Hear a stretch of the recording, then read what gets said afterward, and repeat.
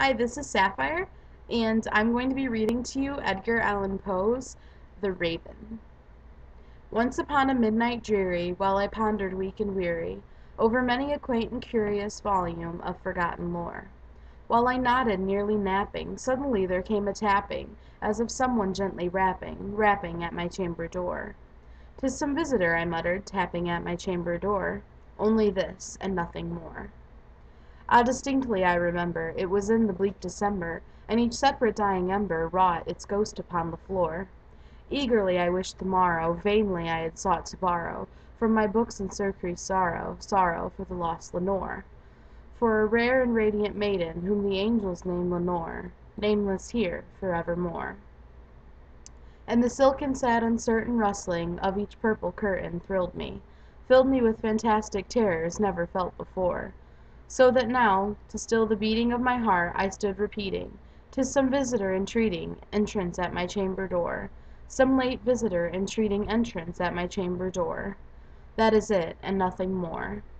Presently my soul grew stronger, hesitating then no longer. "Sir," said I, "or madam, truly your forgiveness I implore.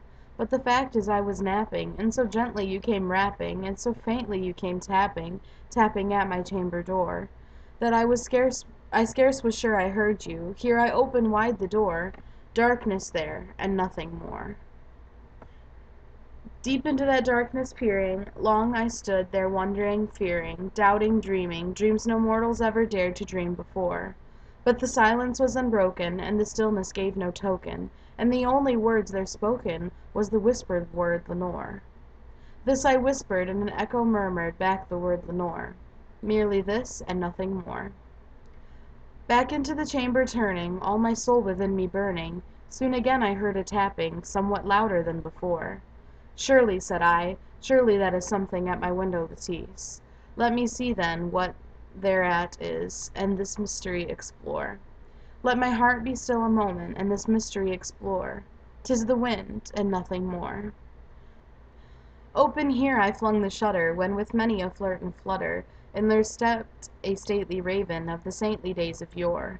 But not the least obseance made he, not a minute stopped or stayed he, but with mien of lord or lady perched above my chamber door, perched upon a bust of Pallas just above my chamber door, perched and sat, and nothing more.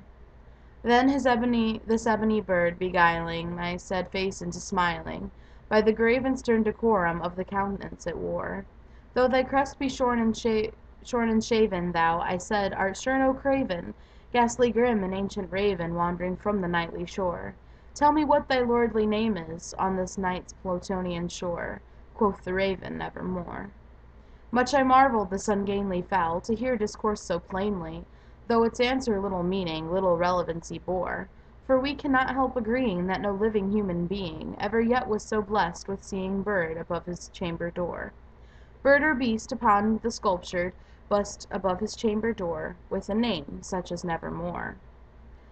The raven, sitting lonely on the placid bust, spoke only the one word, as if his soul in that one word did outpour. Nothing further then he uttered, not a feather then he fluttered, till I scarcely more than muttered, "Other friends have flown before. On the morrow he will leave me, as my hopes have flown before." Then the raven said, "Nevermore." But the raven still beguiling all my fancy into smiling, straight I wheeled a cushioned seat in front of bird and bust and door. Then upon the velvet sinking, I betook myself to linking fancy unto fancy, thinking what this ominous bird of yore, what this grim, ungainly, ghastly, gaunt, and ominous bird of yore meant in croaking "Nevermore." This I sat engaged in guessing, but no syllable expressing to the fowl whose fiery eyes now burned into my bosom's core. This and more I sat divining, with my head at ease reclining on the cushion's velvet lining, with the lamplight gloated o'er, but whose velvet violet lining with the lamplight gloated o'er she shall press, ah, nevermore. Then methought the air grew denser, perfumed from an unseen censer, swung by seraphim whose footfalls tinkled on the tufted floor. "Wretch," I cried, "thy God hath lent thee, by these angels he hath sent thee, respite, and nepenthe from thy memories of Lenore. Quaff, oh quaff, the kind nepenthe, and forget this lost Lenore. Quoth the raven, "Nevermore."